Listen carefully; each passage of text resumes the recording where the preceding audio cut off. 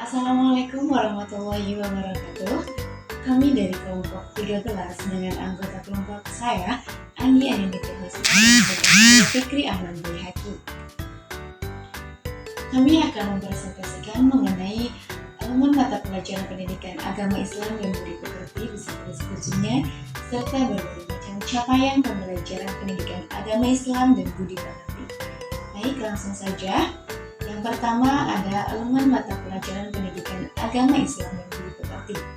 Pendidikan agama Islam dan budi pekerti meliputi berbagai macam aspek keilmuan. Yang pertama yakni ada Al-Quran, hadis, akidah, akhlak, fikih, dan sejarah peradaban Islam atau SKI.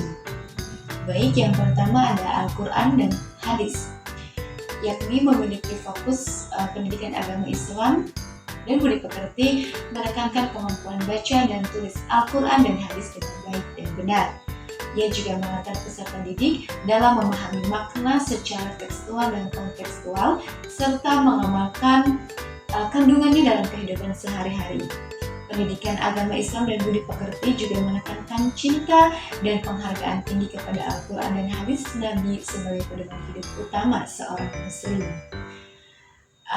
Baik, jadi maksud dan tujuan untuk adanya mata pelajaran Al-Quran dan hadis ialah sebagai penekanan kepada peserta didik agar bisa membaca dan menulis Al-Quran dengan baik dan benar, serta menjadikan hadis Nabi sebagai panutan dalam kehidupan sehari-hari.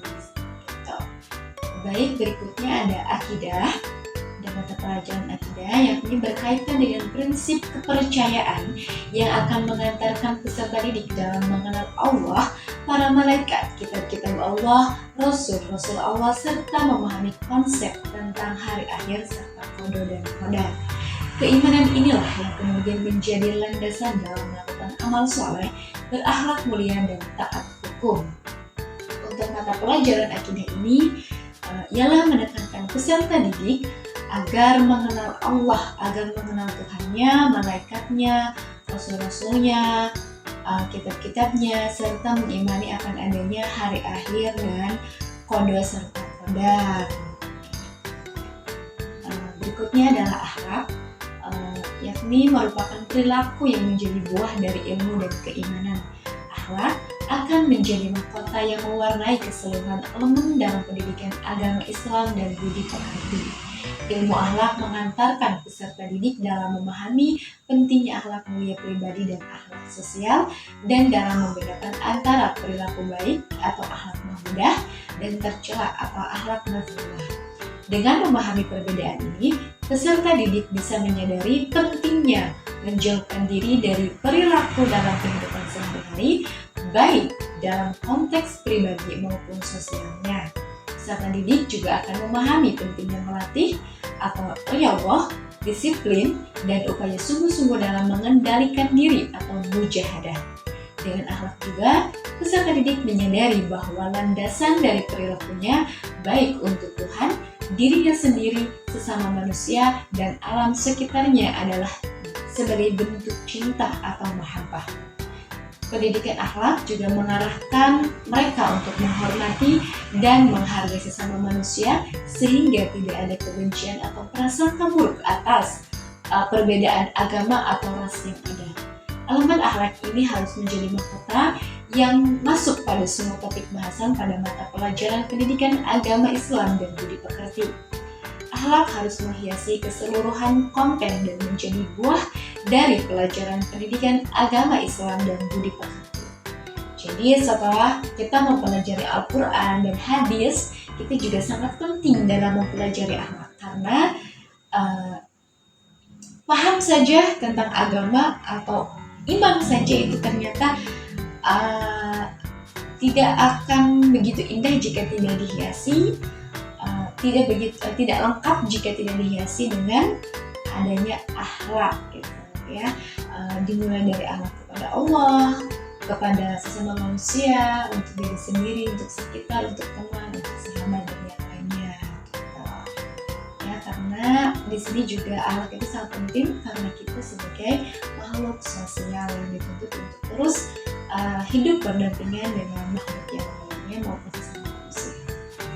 Baik, berikutnya ada mata pelajaran fikih, yakni merupakan interpretasi atas syariat.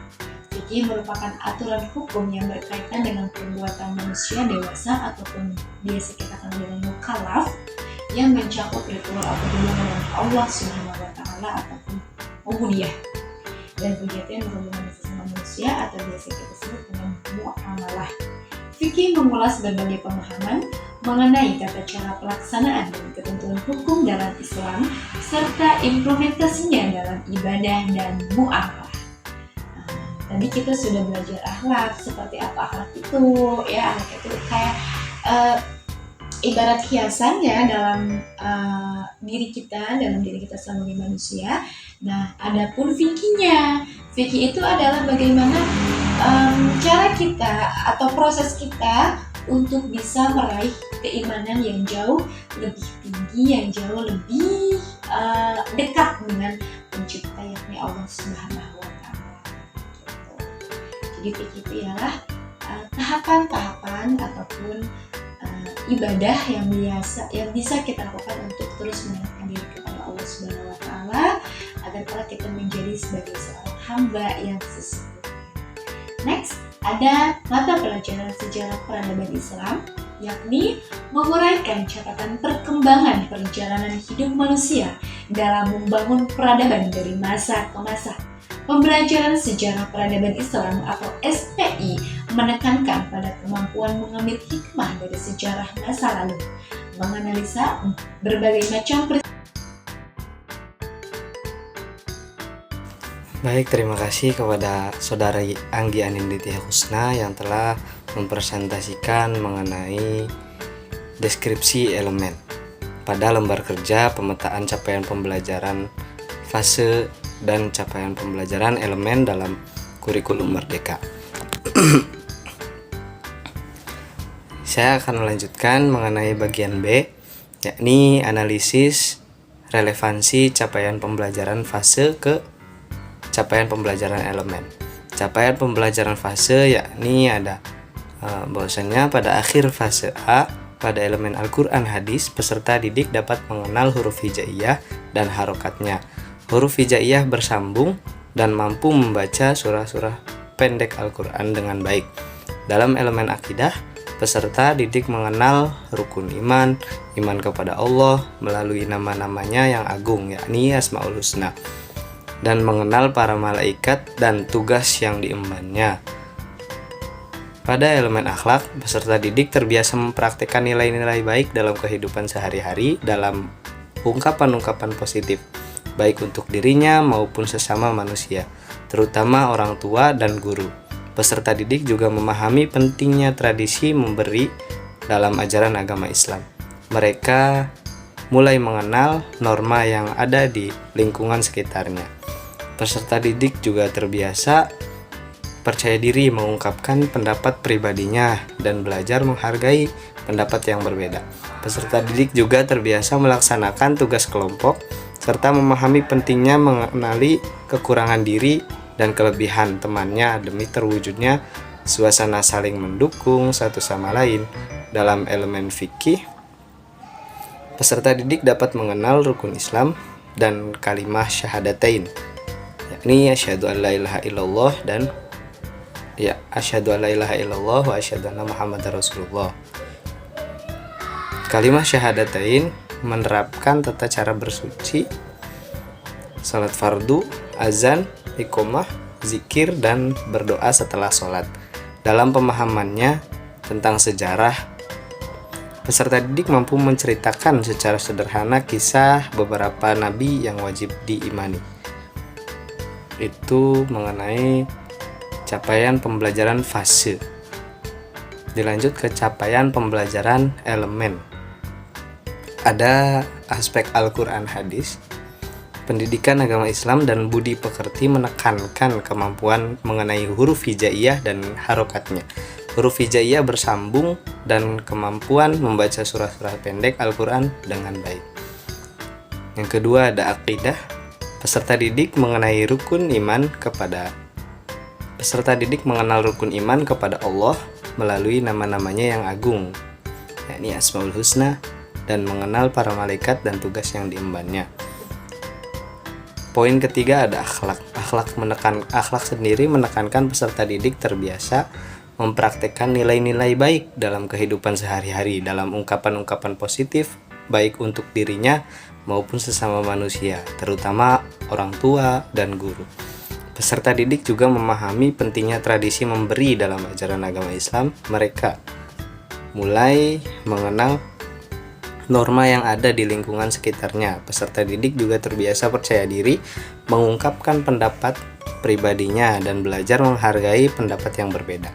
Peserta didik juga terbiasa melaksanakan tugas kelompok serta memahami pentingnya mengenali kekurangan diri dan kelebihan temannya demi terwujudnya suasana saling mendukung satu sama lain.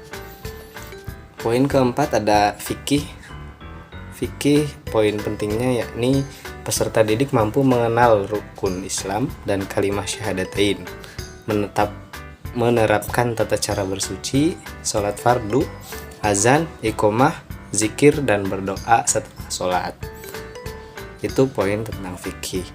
Selanjutnya ada poin tentang SKI. SKI menekankan peserta didik mampu menceritakan secara sederhana kisah beberapa nabi yang wajib diimani. Mungkin sekian dari kelompok 13, yakni yang beranggotakan saya sendiri Fikri Ahmad Baihaqi dengan saudari Anggiani Ditya Husna. Kurang dan kurangnya mohon maaf sebesar-besarnya. Wabillahi taufiq wal hidayah. Wassalamualaikum warahmatullahi wabarakatuh. Terima kasih.